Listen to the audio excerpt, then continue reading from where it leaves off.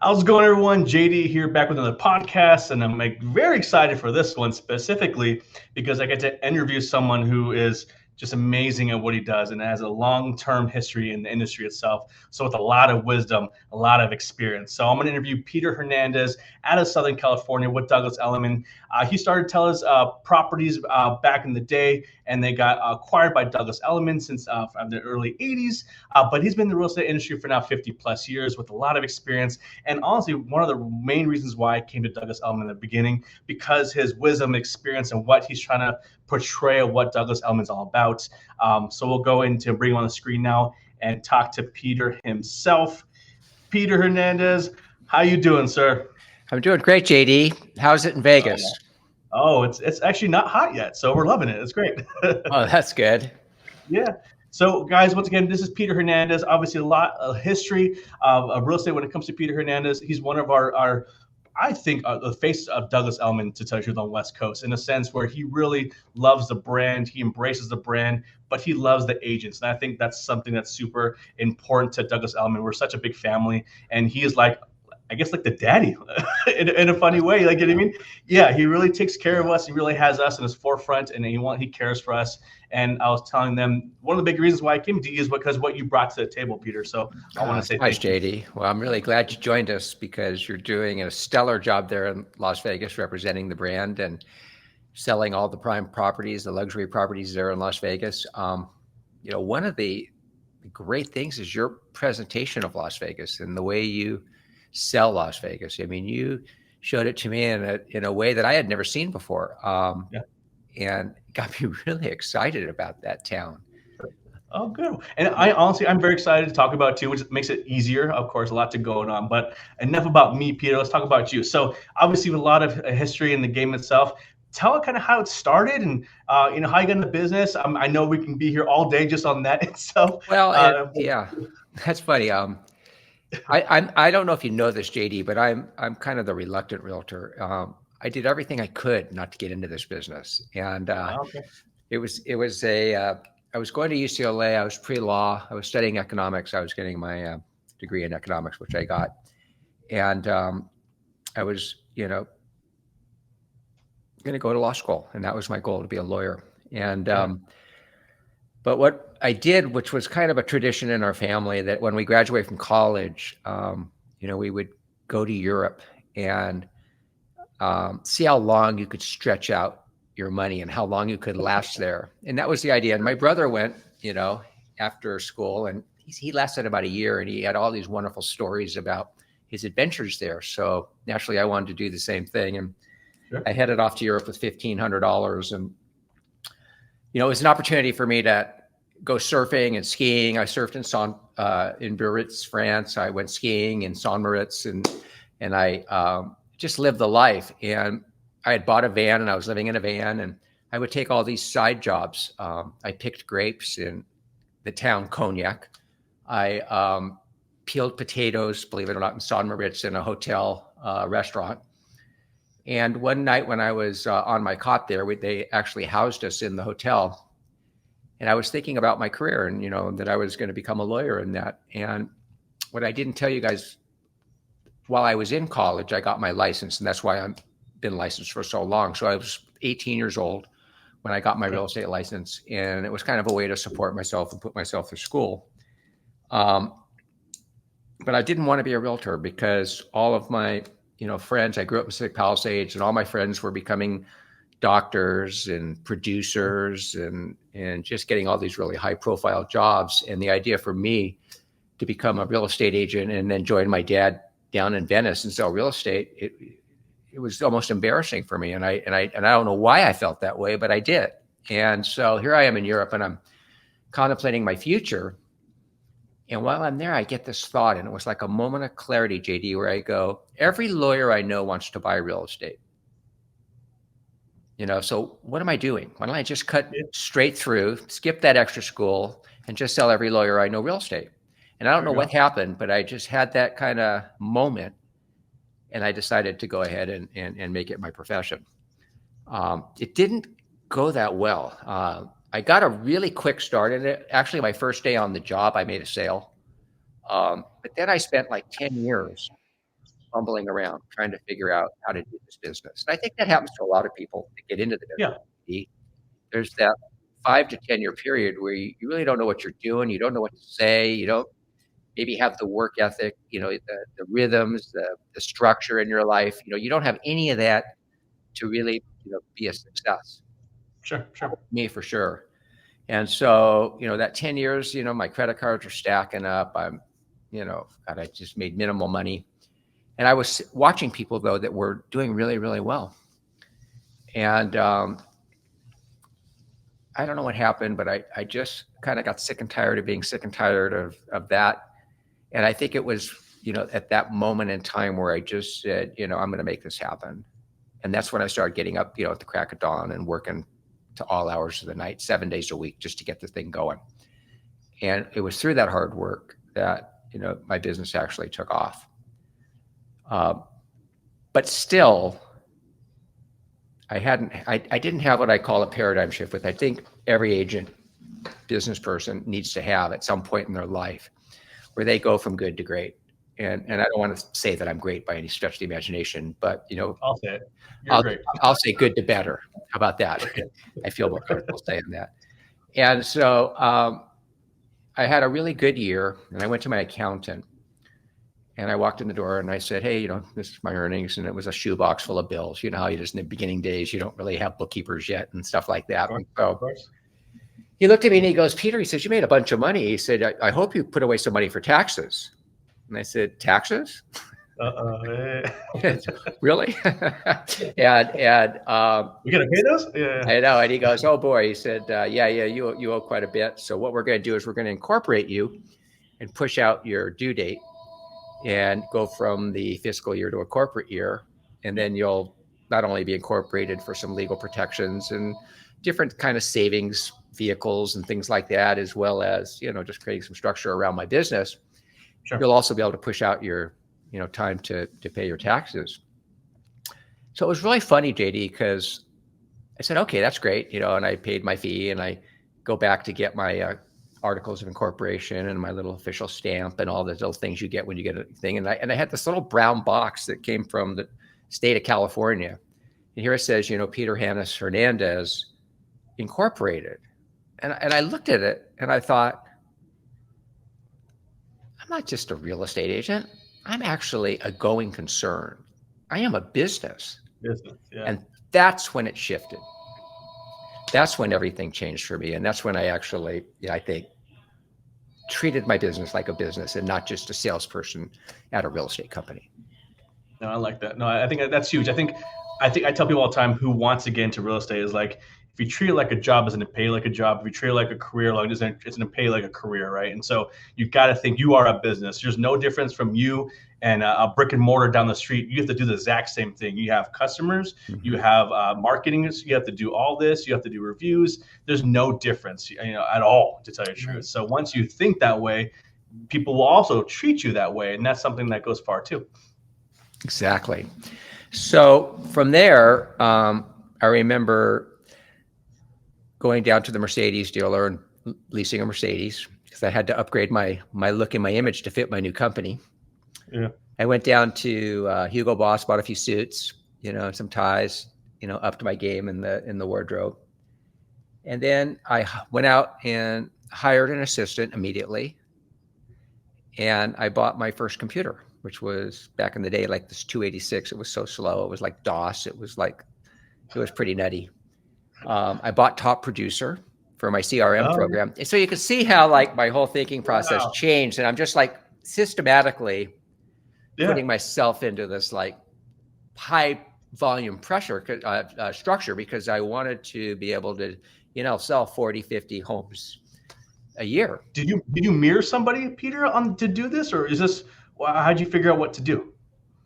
Well, I would call people that I respected and have lunches with them and talk to them about their businesses. And I've had coaches at various points, but I don't know if like you, JD, but people come into your lives that help you. And I had 4 or 5 people that came into my life and really helped me. Probably my most influential was my brother, Michael. I think probably the second most influential was probably my friend Peter Lowy, who I actually started Telus Properties with, which was he was always a great person and friend and mentor. And then there was a developer named Harlan Lee that just set me up with 10 luxury homes, which just really just set my career soaring. Oh, and then there was this iconic kind of artist property owner named Tom Sewell in Venice that I don't know what he did, but he just took all these really cool photos of me and just got me thinking about myself a little bit differently and just gave me confidence and stuff like that. And then there was my dad, who probably gave me the best advice of anybody. And he said, Peter, he said, just remember this. You only have one reputation. He said, protect it and make sure it's good. And that always stuck with me, and it kind of goes along the lines of doing the right thing. But I think most of those ideas were just things that I figured out on my own. Like I thought, if I'm going to be successful, I can't be doing arts and craft. I can't be, making flyers, designing things, inputting things,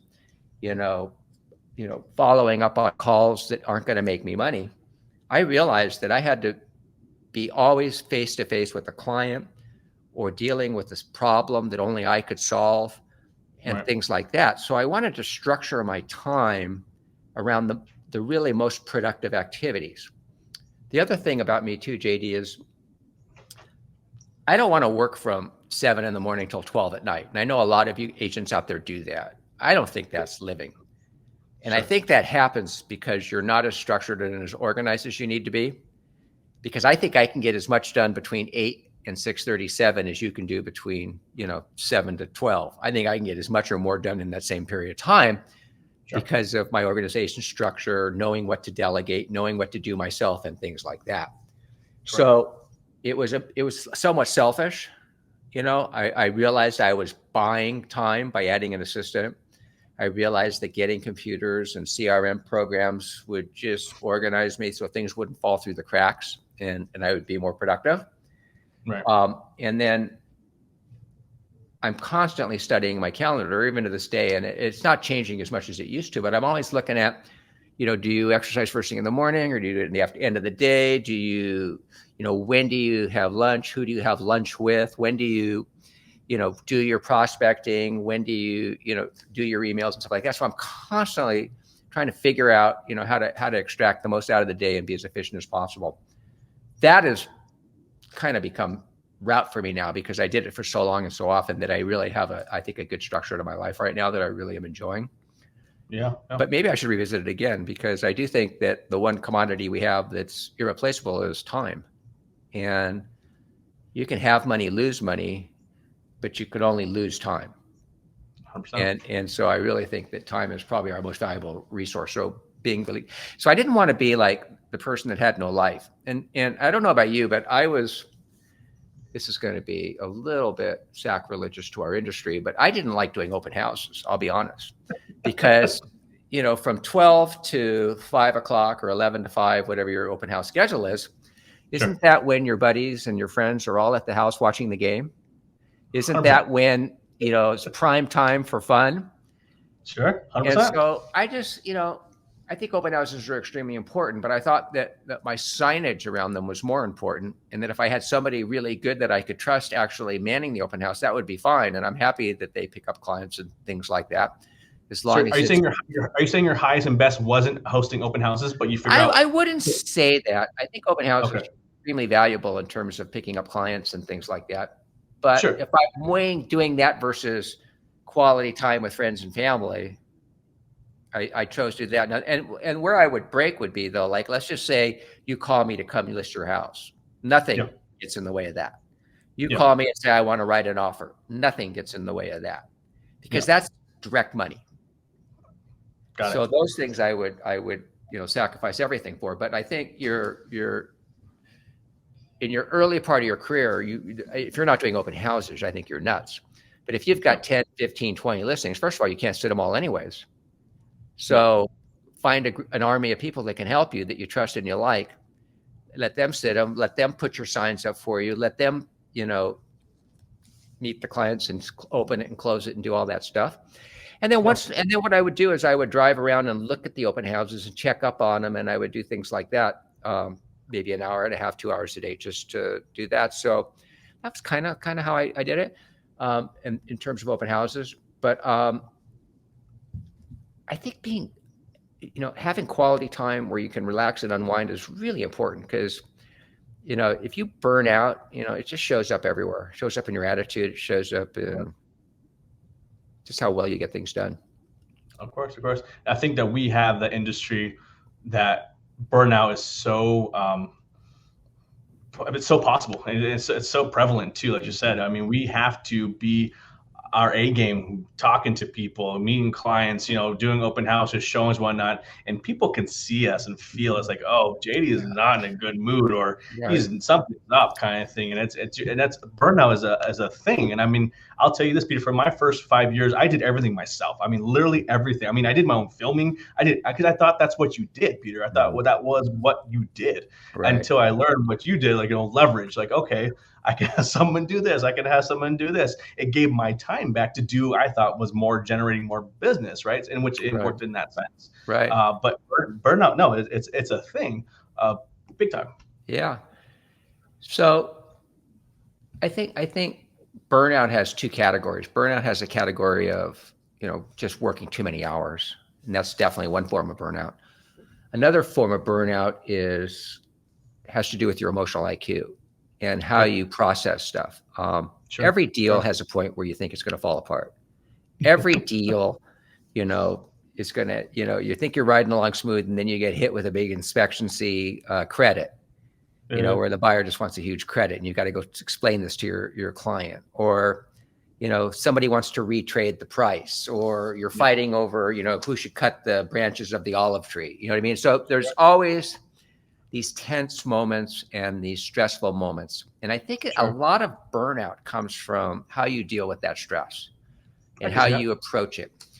And one of the things that I love telling agents is, and they look at me kind of funny when I say this, but if they were to die tomorrow, 99.5% their deal's still going to close if they're dead. Wow. So even though they're really important in the transaction, guess what? If somebody wants to buy a house, and somebody wants to sell a house, and somebody at escrow wants to get paid as an escrow officer, and somebody wants to get paid as a mortgage broker, and somebody wants to, pick up the furniture and move it to the new house, it's going to get done. It's going to happen. Yeah, for sure. And so the thing is, we get so freaked out and stressed. And I just was thinking about a deal recently that, oh my gosh, you think, oh my gosh, this thing is never, ever, ever, ever going to close. Yeah.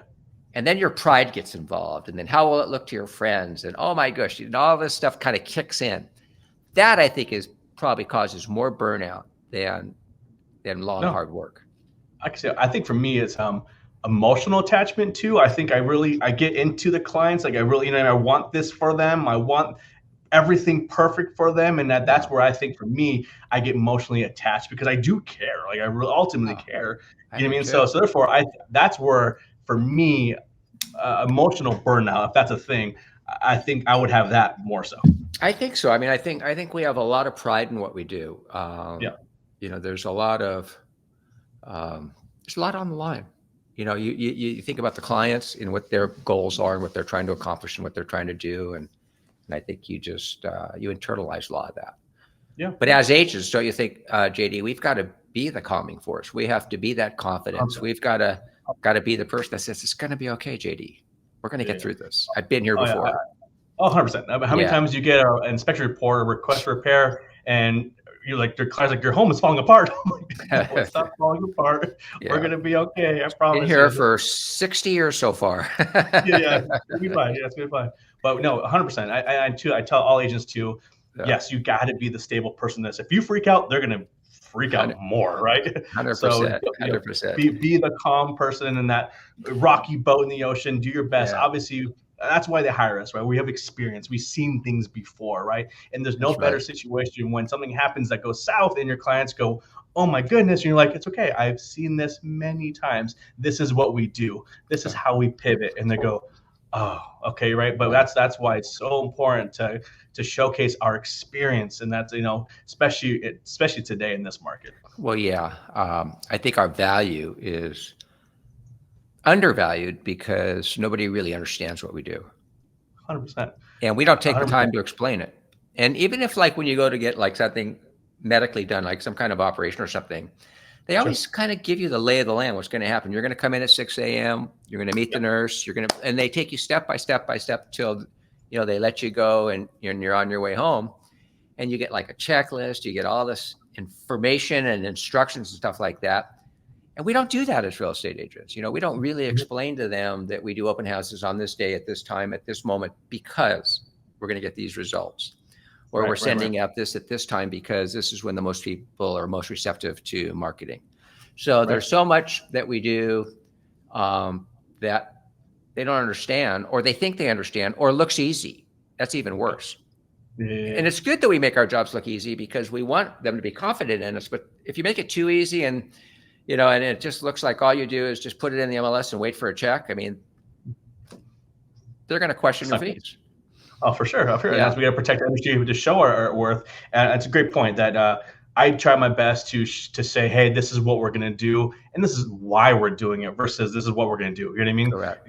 They want a reason for the madness, and from experience, we're doing this on this day, and we expect these results, kind of thing. And they go, okay, cool. And one of my biggest things I tell my clients is that we don't work for you, Peter. We work together. Because I want to be extremely transparent what I'm doing as well, so you know what to expect too. Mm-hmm. I mean, some people want to be super involved, like almost micromanage involved, and some people are super hands off, like, hey, I trust you, just keep me posted. I mean, so tailor your obviously communication to that's important too. Yeah, no, it's those clients that think they know more than you are the toughest to work with, for sure. Yeah. Because they know their neighbor's a realtor, their best friend's a realtor, their mom is a realtor, right? And they read a blog on the internet how to sell your house. Yeah. Or they type something in Chat GPT. Now they're an expert too, right? Yeah, that's right. So we have to battle all these other things and noises. And I honestly, I don't say I welcome it, but I'm not scared of it either. Well, right? Because I know what we do. I have experience when we do it. I have to tell them, if there's someone who is like the gatekeeper or someone who wants to be involved in this too, bring them along too, so we're all on the same page too. Because things get misconstrued in communication. Like, I want everyone in the house who has a say, so therefore we can all hear it together, right? And when you say that dialogue, Peter, that shows that you have confidence to hear what they have to say too. You know what I mean? So that person also hears that too, like, oh, they invited me. Right. Okay, this guy feels confident in what he's doing too. Mm-hmm. And then your business evolves to, like, providing the most exemplary service and doing it the same way every single time. Yeah. So your systems start evolving to, at the opening of escrow, when you meet the client, the close of escrow, after the close of escrow, you have all of these checklists and processes and things like that. And you don't deviate from it, and you never shortcut it, and you never cut service, and you never do any of that because you want to leave each client a raving fan. So if a sale happens really quickly, for example, a lot of agents will pull their marketing, they'll pull all the expenses because they've already made the sale. And that is a huge mistake, because one thing that can happen is the sale could fall out. First of all, now you got to start from scratch. Another thing is you haven't marketed the listing, so you're not getting any street cred or any credibility or future listings from it or anything like that.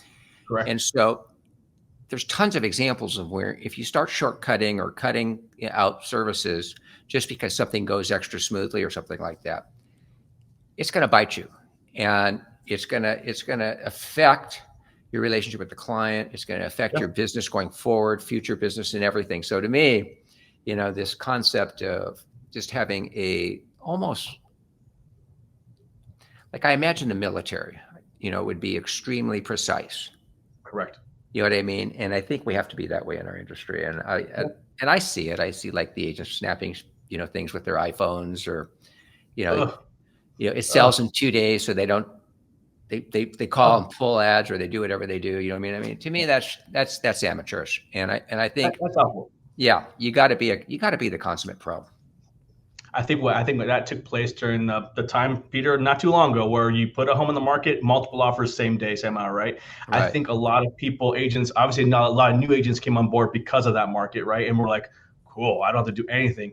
But the agents that actually thrived the years after, the ones who did the processes, therefore their business continued versus cut, when the rates went up, right? I Right. think that's what shows your longevity, P, like you said, right? You can't shortcut, because your shortcut's gonna, it might not affect you at that moment, but man, your business moving forward, and you're gonna feel it for That's sure. right. That's right. No, 100%. So let's talk about this year. Obviously, we're a new year. We have a lot of things going on, Peter. The interest rates. We got election year. I mean, we have so many outside influences and noise going on. What are you seeing happening this year for our agents and us and our DE family? What Well, should we do? I think the biggest challenge for agents this year, there's a couple of big challenges, and then there's a overlying, I think, um, mental and emotional state that we have to keep ourselves in. But the first challenge is going to be there's a lot of disruption right now in the industry, and there's lots of things going on and lots of change.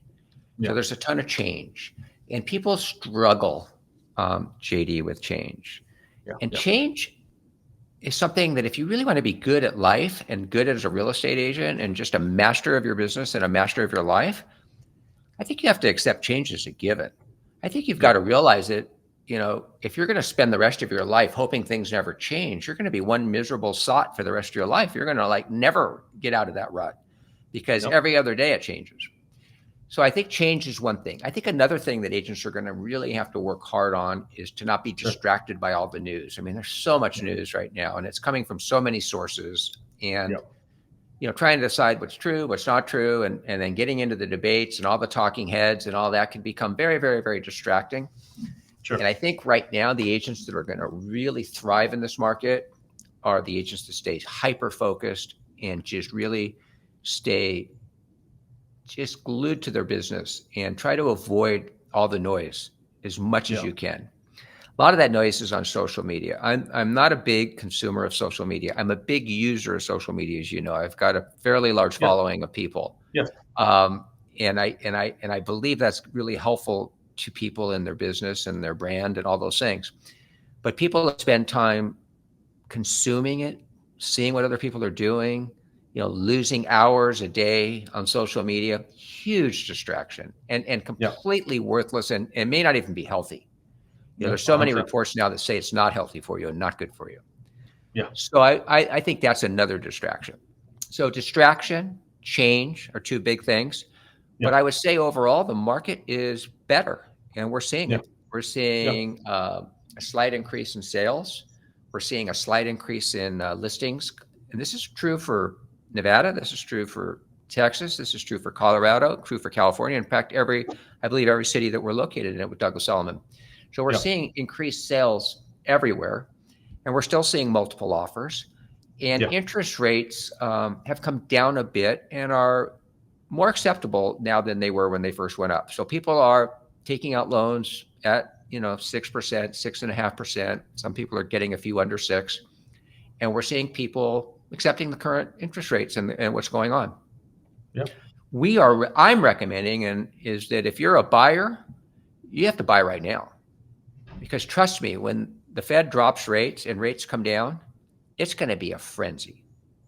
amen. It'll be a frenzy because you Yeah, have yeah, way too many buyers already yeah, in the marketplace than you have listings. right, If you drop interest rates further, that brings more buyers into the marketplace. I don't think it'll tick listings up. It will a little bit because people that yeah, are holding on to their old interest rates will become more willing to put their houses on the market. But it's not going to, sure, people aren't going to just no, load properties on the market. I don't see that happening. And there's a no, lot of no. reasons. There's tax reasons. There's, Well, don't forget state. too, Yeah, if they hit to sell a home, they're gonna have to buy a home too. Now they're competing again, right? And that's right. no one's gonna want a contingency when there's so much competition, right? So it's not a good idea to sell a home at that time either, right? So it's tough, and I'm with you. I feel the same way, Peter. I'm telling right now the right time is definitely right at this moment, kind of thing. And my script is pretty much today's. You're gonna be the worst rate you're gonna have is right now. It's gonna That's get right. better from moving forward, right? But That's at right. least you get to choose the house you want. right? And that's you actually, if you need concessions, you're actually a stronger buyer now. You will be down the road too. You know what I mean? So there's a lot of great things to indicate kind of thing, but ultimately everyone's got their goals and what they want. I hear you, but it's obviously our job, Peter, to break it down what it looks like. I could make a great argument with anybody and win a debate on why interest rates right now are really good. Yeah. I mean, I can pull up graph after graph of historical evidence where rates have been from 3 to 20%, and if you put 6, we're below middle. So to me, it's like I mean, I can sell that all day long.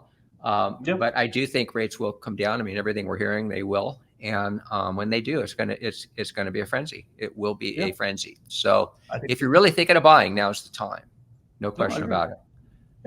But with your points on what agents should do in 2024, I think you nailed it all on the head when it comes to head down in your business. You know, continue pushing your business kind of thing.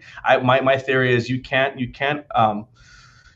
change that the market and the noise and all that, but you can also you can't control that, but you can control your activity. You can control what you're doing, right? And that will never change, right? So therefore, you got to be consistent in the game, consistent what you're doing, your head not in a swivel, but really be focused, and be present as well. I think that's super important because you're right, because people can pull us in different directions. We're hearing this, they're hearing this, but we know what we got to do. We know what's important, and we also have boots on the ground, Peter, too. People understand that we know what's happening because we see it firsthand.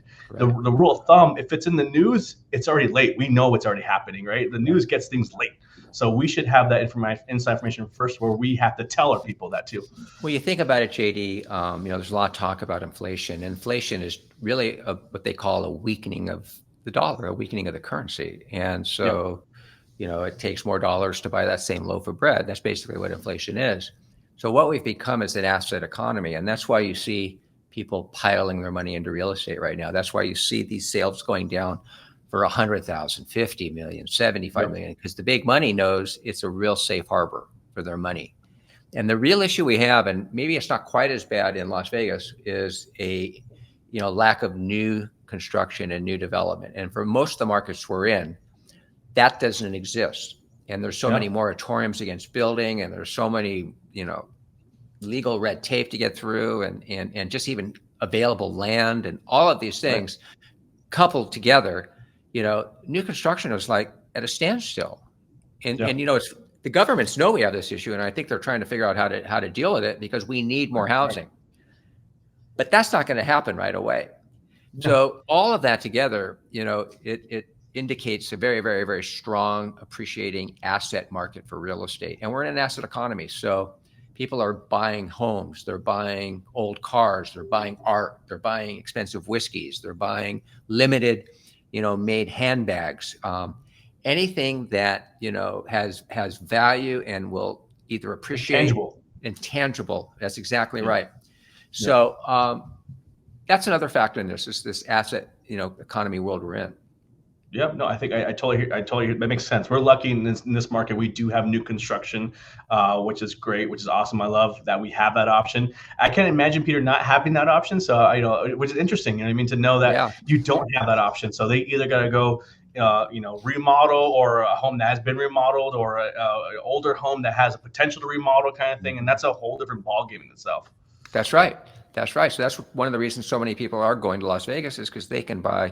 I mean, you showed me some pictures of homes that, are 2-3 million that here would be 10, 12 all day long. Easily. Easily, right? So people realize that, and they sense a good value. But here's something interesting. I think a lot of people are buying these properties in these tax-free states like Texas and Las Vegas and Florida. Yep. But the smart people aren't selling their properties in California. Because the big issue we have is that when people, like I was talking to a friend just the other day, and he says, I'm thinking of moving to Florida and selling my house. And I said, tell me about that. And he says, well, I've going, not Florida, he's going to South Carolina. I go, well, they've got great golf there, and I love to hunt and fish, and they have great hunting and fishing and all that stuff. And I said, that's true. That sounds really good. I said, just one caveat. And he goes, what's that? Just make sure you're 100% sure. And he goes, why? Because I said, if you sell your California house, you're going to get priced out. You won't be able to buy back in. Yeah. You're saying goodbye for good. Yeah. And that's so true. And for all classes of wealth, really. So to me, it's something that's, well, what we're seeing a lot of people doing is having a home in California, a home in Vegas, a home in, Florida, a home in, Yeah. Texas. So they're using all their options. And if they Yep. really don't want to pay, the high taxes in California, then they can live in Nevada for 6 months in a year during their best winter months, their best weather months, and then come back to California during the best weather months. It's kind of like the best of both worlds. You get like this really cool lifestyle. Yeah, and it's also very close to each other. Like people realize they can go from door to door in like 2 hours. I mean, I know. that's pretty amazing, right? But no, to save that, to save that kind of money, the flexibility kind of too, and now you're also in two markets, right? Now you're growing with two markets rather than just one market, That's right? So I do believe Vegas is still early pricing in the sense with the Hollywood 2.0 coming out here and other sports teams, it's just a matter of time. I mean, we see already. We've never had homes over 10 million consistently, Peter. That was never a thing. Selling right and left. No, but there's no place in the world that has the Sphere. There's no place in the world that has the sports teams that are coming to Las Vegas. I mean, it is the entertainment capital of the world now. Yeah, unquestionably. And I think Vegas has done a great job to keep it that way, because now gambling can be done anywhere, right? People are competing with us, right? So what makes us special, right? So they're like, all right, let's do even bigger. Let's bring this big ball that you can have entertainment inside the Sphere, right? I mean, it's crazy. I mean, when they brought like the renderings, I was like, this is insane. Right. Lucky enough to see it in person and be there. It's extravagant. It's amazing. But it's so cool, Peter. I went to a show. I got home in 30 minutes. Like, where in the world can you do that? Where? It takes me. So I live in Malibu, JD. Yeah. And it's probably the most geographically difficult place to get to in LA, because if there's not landslides and things going on and fires and everything else. But even in a perfect day, like in the afternoon, if I was to drive from my house to go to Dodger Stadium, it could take up to 2 hours. And on the way home, when the game's over, I get home in 40 minutes. What a big difference. Yeah. I know, right? So that's like an hour and 20 minutes difference. It's huge.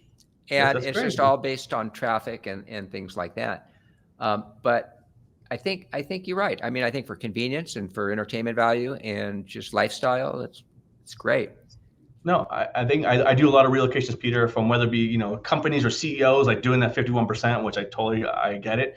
But the most common thing I hear, Peter, is like, I wish I moved here sooner. Yeah, I bet. You know what I mean? So which is a good feeling that I have as well. Like people actually like it here, not just a tax shelter or whatever it is, but they're actually enjoying it on top of that and going, that whole 6 months, I'm actually gonna be there more like 8 months of the year kind of thing. Like, I really like it here. It's a different vibe. It really is, right? I'm not putting down Vegas. I'm just trying to sell California. We're getting bashed quite a bit lately, so I'm doing my best I can. That's funny. No, honestly, I'm born and raised Southern California. My heart is in San Diego all day, every day. Trust me, I mad respect. But with that being said, there's opportunity for sure. But no, I mean, what you guys have, we don't have. Obviously, the beach. Let's start with that. We can't replace that. We cannot replace that. We have the Bellagio. That's nothing close to the beach, right? But no, which is great. But we welcome people with open arms to what we have here. We have some amazing products kind of thing. And of course, with a lot of the agents already referring clients to us in Vegas, we're very appreciative too. Yeah. Well, I love having this partnership with you, JD, because we can just refer clients to you all day long, and it's just great. Wow. It's fantastic. From white glove, red carpet treatment, right over to the same thing over here. It's such an easy transition. It's been awesome, and so I love it. But let's talk about real estate, because of the new technology and where the market's heading and everything everything that's going on, Peter. The people ask me this question all the time, Peter, and honestly, I struggle with this because real estate, as you know, changes so fast. Yeah. Now, right? Where do you see it going? Like, what do you see? There's so many different avenues. I mean, it's such a difficult question to ask or to answer. It's easy to ask. It's hard to answer. But being in the market for 53 years, a lot has changed. Yeah. And I would say a lot has remained the same too. And, the things that remain the same are really important.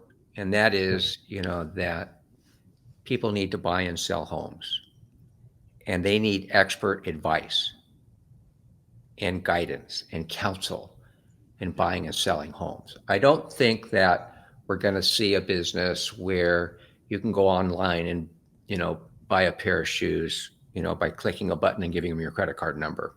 I don't see that happening in real estate. And it certainly isn't getting closer to that. It's actually moving further from that because, we've gone from, one-page documents to now where files are like three phone books deep. Sure. And the paperwork, the disclosures, the nuances, the surveys, the lot lines, the local laws, building laws, the Yep. view corridors. I mean, there's so many questions that the real estate agent is prepared and able to answer for clients that, Right. it would take them 5 years of really being in the industry to catch up to where we are, and they still wouldn't be there because unless you've sold homes, you don't know how to look around corners. So, I think real estate agents are going to become even more important going forward as things get, first of all, as properties get more pricey. True. You know what I mean? And people are spending more, and the sale has more value. Then even more our expertise is gonna kick in. I think we're gonna see real estate agents become more professional than ever. I imagine that the qualifications to become a real estate agent are going to get tougher and tougher, and I hope so, and that there'll be more schooling required and more education required. I think real estate agents in their beginning careers are going to have to either join a team or be mentored to get going in the business for two reasons. One is you don't want somebody that's never sold a house selling you a house. You want somebody that's very, very experienced. So they need to be, somebody side by side with them, right? And hopefully a really good agent. And I think also that the client is going to require more professionalism from us. And I think they're going to want that service to be at a higher level, and they're going to want to feel that they're getting their value when they work with us. So I'm looking at the business as something that I think is going to evolve quickly into even a higher level where, we aren't going to practice law like lawyers, but I think we'll be more close to that level of education and that level of skill because the business is so complex. And it really is, JD. You know how complex the transaction is.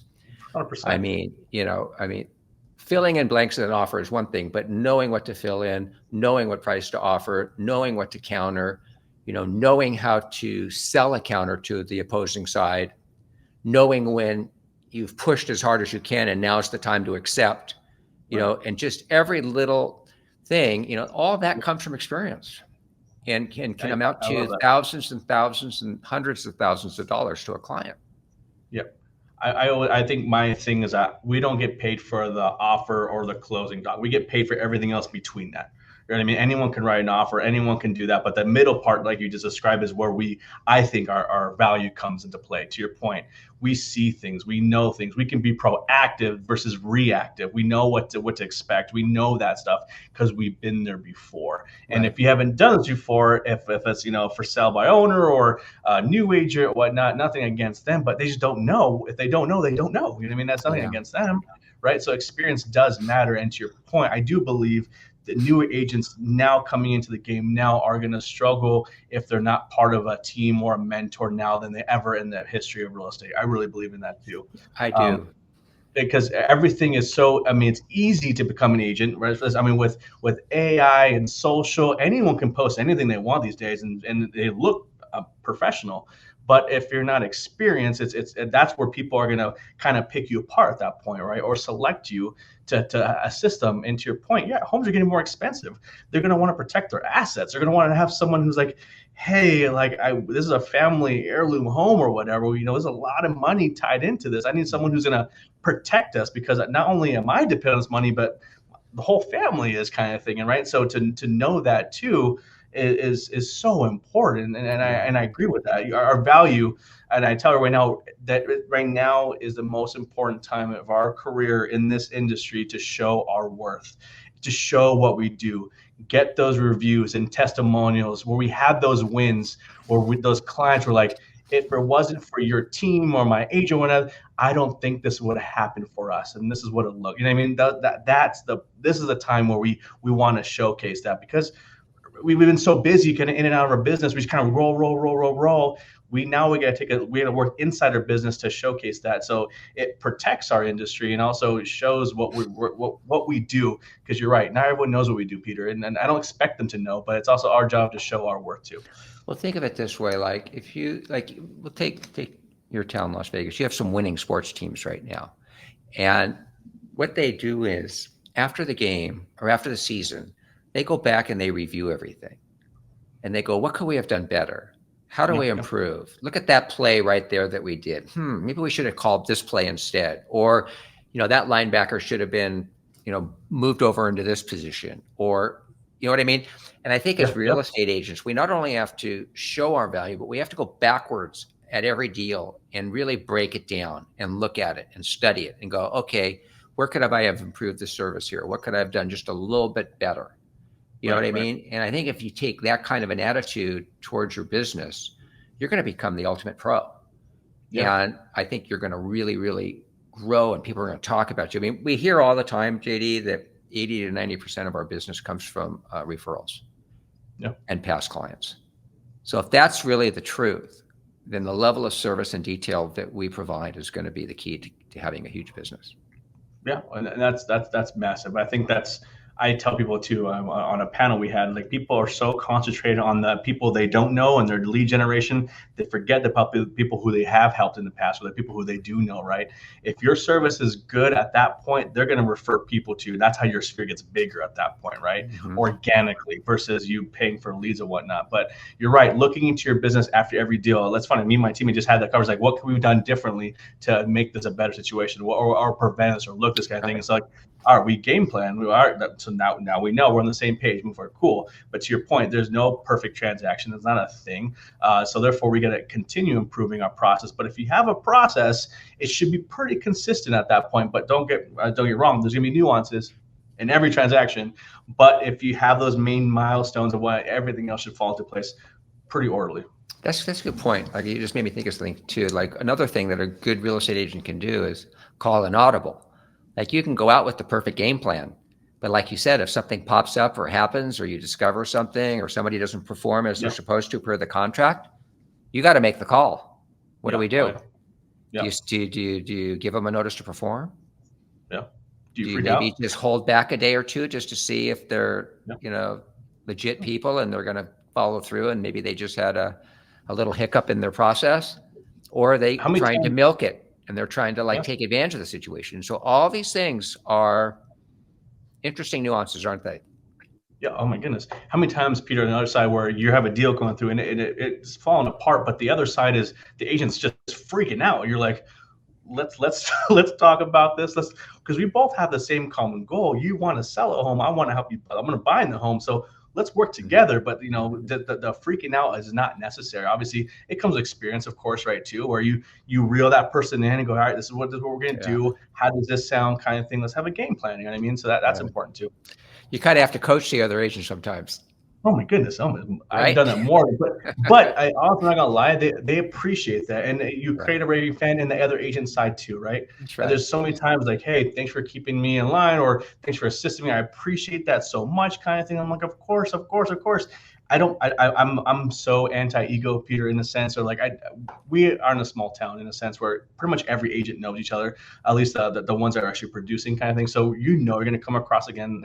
It's just inevitable. So you definitely, like you said, have a good name out there and do good business, because you don't want to obviously affect your business or negatively affect a client situation either, right? No, you want to keep them on your team. They are your client. Other agents are your clients. 100%, right? Yeah. And so we do our best to show good faith and what we're trying to, and also very ethical kind of thing. But luckily, rarely do I come across an agent who's just not a good one or not working together. For the most part, lucky, knock on wood, everyone's willing to work with each other, and that's super important. But I'm just not about the egos. I mean, I smell it like immediately when hey, I'm not about that. Let's get it done and work together, kind of thing.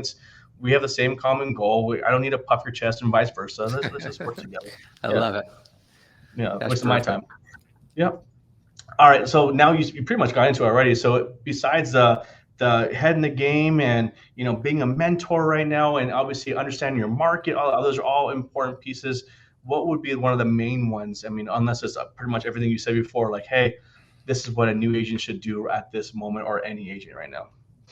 Wow. I think it's a question that's individual to where that agent is at in the moment. Of course.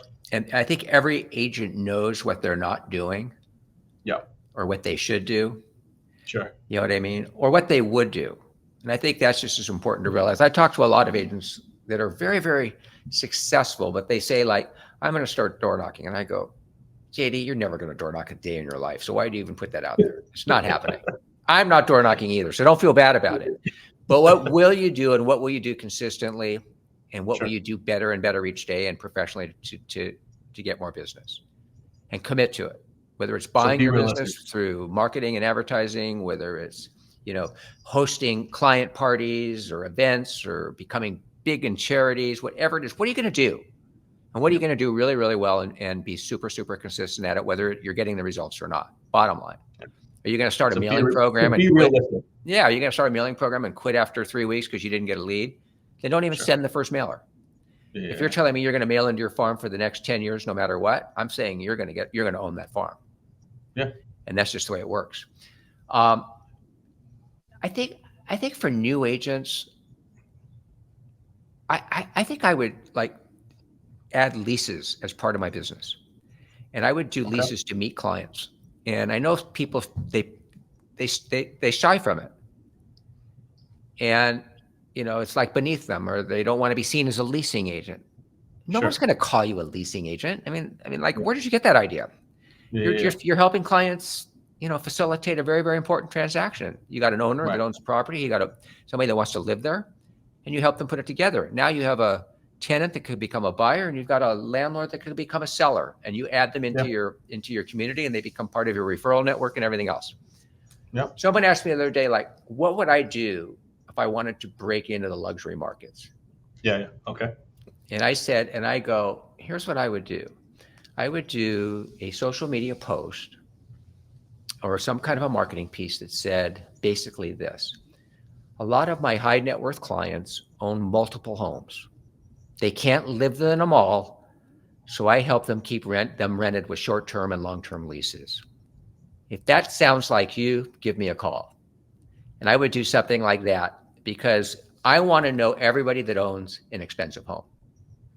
Mm. Now I'm in their camp. They have a house in the Hamptons. They have a house in Las Vegas. They have a house in Austin, Texas. They got a house in Malibu, California. I can facilitate all of that for them. True.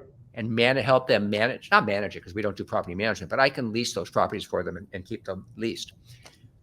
That is a huge weight off that individual's mind. Absolutely. And to me, that's just one of the great ways to meet potential huge buyers and a great way to meet huge sellers and break into the luxury market. Now, what's really great about it is if you get these listings for leases, you get to put a sign in front of it. True. And you're going to have people say hey, I don't really want to lease it, but would he sell it? Now I got a conversation with that person. I just met this person. He doesn't want to lease it, but would you sell it? Yeah, there you go. See, these conversations happen organically because you're in the business. So that's one thing I would add as a prospecting tool if I was a new agent. I would do it if I was any agent. There's an agent in Malibu. I love him to death. He's not with our company. I wish he was. Chris Cortazzo. Okay. I would say 50% of his listings are leases, and he owns the market. Wow. Owns it, and he's I don't know. I don't want to say how much money he makes, but it's a ton. We can imagine.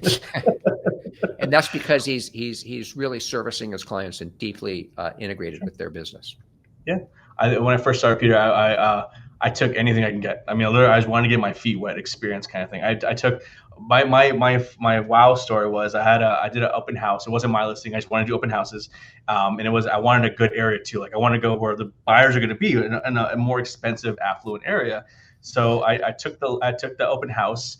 Oh no, it was a listing. Sorry, I took a listing, and it was I charged them nothing. I think it was 0.5%. It was. I was I don't care. I just want to get a listing. I need an open house. I need to get things going.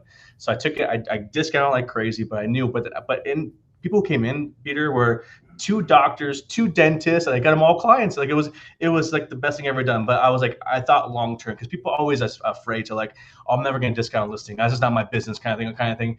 I'm not saying you should by any means, but if there's a gameplay involved with this to get you going or catapult you, then look at the long game. Look at what that looks like. You know what I mean? And so I did that many times, just to get me going, and then it just catapult from there. They referred somebody, but I was like, for me, I was like, I needed to do something, and it worked out.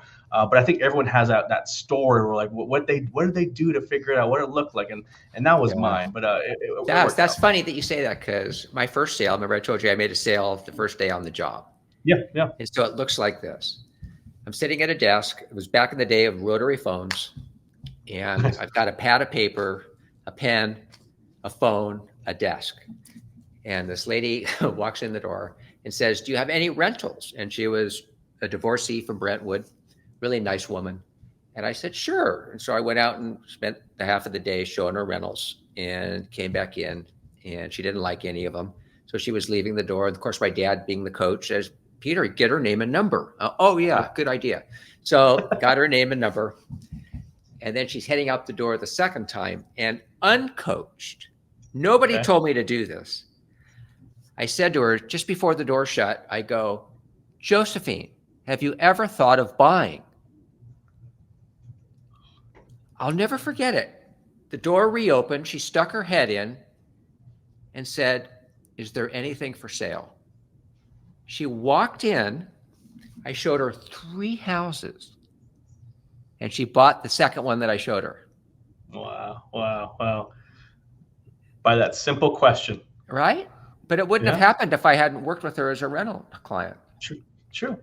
No, and later I found out she got divorced. She was married to one of the wealthiest like entertainment moguls in Hollywood, so that she had plenty of money. And you just don't know these things. That's so true. Yeah. No, I honestly, I like rentals. I think it's good for new agents too. It gets your feet wet. It gets you through the process, kind of thing. And I believe I'm momentum. You're writing contracts. You get into that mode where you're not afraid to do that. No, I believe in momentum, where you're showing, you're doing things, you're opening lock boxes. You're just kind of in that mode. Once you get in that mode, things kind of take off at that point, right? And so that's right. I truly believe in that too. I think it's a mind thing. I'm big on that. Yeah. So no, I definitely support that too. All right, so we're going almost, Taylor. We're almost at an hour already. Awesome. So Peter, we talked about your handle up there. There it is. At P.H.Hernandez on Instagram. Yep, that's Instagram. I'm on Facebook.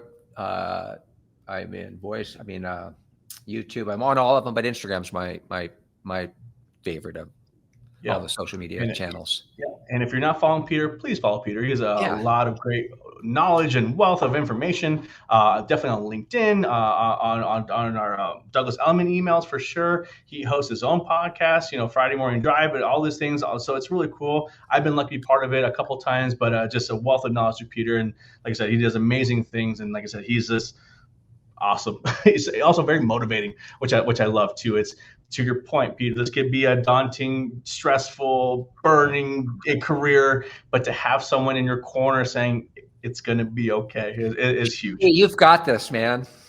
but I appreciate it because everything helps. Everything. I have to tell myself that all the time too. It's funny. Yeah. No, I don't. And that's, I think people understand that too. We're not perfect, Peter. You're not perfect. I'm not perfect. No. We all have moments in our days where like, do I want to do this? It happens. But the stronger you are mentally. It's so funny. I was sitting in the office today, and I was just had this like quiet moment. And I'm thinking like, God, what can I do right now? What can I, you know what I mean? You're in that kind of moment, like you're trying to figure out like, what can I do to be really productive here and be really useful to Douglas Elliman, Yeah. And all of a sudden the phone rings. And I don't know if it was because I was thinking about it and I just put it into the energy in the air or what, and it was the call. And it's just things happen like that. It's so funny. Yeah. No, it's good. I believe in it. I'm all for it kind of thing. So, but I'm going to end with some fun questions, Peter. We talked a lot. So I love your history. I love what you're bringing to the table. I love what the advice you gave to the agents and what we should do right now. And what you really said was no aha or secret sauce. It was none of that. Peter was more like, back to the basics and knowing what we do and how we do it and how we execute to really protect not only our industry, but our longevity in this industry. But to your point, it's also a good time where we're going to be okay. But it's also exciting to learn to pivot, learn to shift, and just roll with the punches. The stronger you are to do with that, the better you are to continue your career for a long time. Mm-hmm. All right, here are the fire questions. All right, some fun questions for you. The first one, Peter, favorite cuisine? Gosh, I think I'm a steak guy. I think if I have a ribeye and some vegetables, sure, I'm about as happy as you can be. Very cool. Do you have a favorite steak place you go to, or you're home cooked? Well, in Malibu, I like going to Lucky's. It's really good. Mastro's is really good. Yeah. I like to cook it myself, probably, though, the most. Very cool. Very cool. Yeah. All right. Next, a favorite place to travel that you either have been or you want to go? Oh, wow.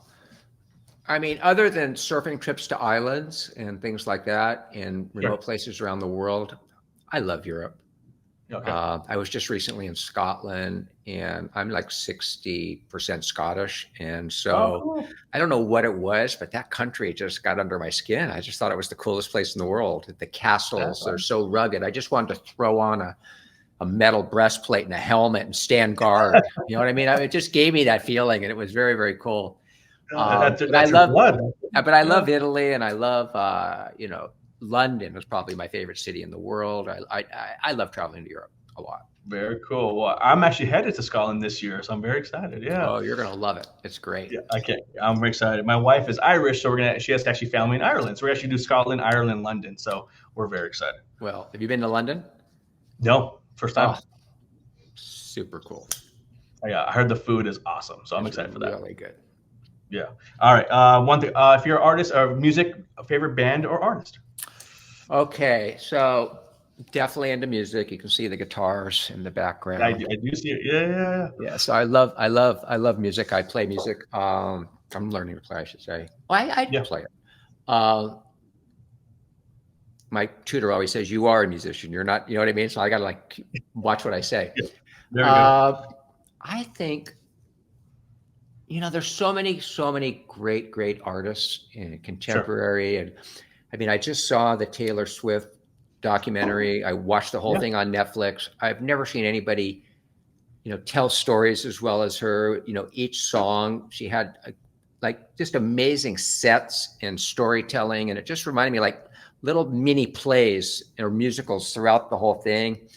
That's awesome. And her control of the audience and the audience's reaction to her. I've never seen anything like it since the Beatles, really. I mean, honestly. Wow. And so I think the Beatles are probably, the band that wrote the most diverse, beautiful music of anybody. But I'm a Stones fan. I love Bob Dylan. I love some of the, I like John Mayer. I like a lot of the contemporary music too. So, I mean, that's hard to pick, but I think the Beatles. I would say the Beatles. Yeah. Very cool. Well, great answer. I'm actually named after John Lennon, so great answer. Ah, I love that, JD. Yeah, my dad's a huge Beatles fan, so that was I was named after John Lennon. Yeah. He's cool. Have you seen the Cirque du Soleil show at the Mirage? No. Is that good? Got it. It's Beatles. Yeah, it is the Beatles. Wow, that would be fun. Phenomenal show. Next question is, if you could have dinner with anyone, with us or not with us, who would it be? Oh, wow. I know these are provoking. I know. Not to go real religious on everybody, but honestly, if I could have dinner with Jesus Christ, that's who it would be. Love it. All right, last question. If you could put real estate into one word, what word would that be? Success. Love it. Well, Peter, that is your time. We just hit over the hour mark. I want to say thank you so much, Peter, for your time. You're just a wealth of knowledge. I can talk to you for hours, Peter, but I know you're a busy guy too. But I want to say thank you for being on this podcast. Thanks for inviting me to your podcast as well. I think these are awesome because people can see a different side of people, which is great and which is awesome. It's a lot more easy and just fluid, which I love, and it's fun. But I know people take parts and pieces from this little nuggets, and they also have messaged me like, "Hey, I learned that from that person," or "I didn't know about this." I mean, so it's worked out, and I love doing this too. Fantastic, JD. Well, thanks for having me. Really a Thank you, pleasure. Peter. I'll talk to you. Thank you so much. All Bye bye, right. guys. Bye-bye. Thank you.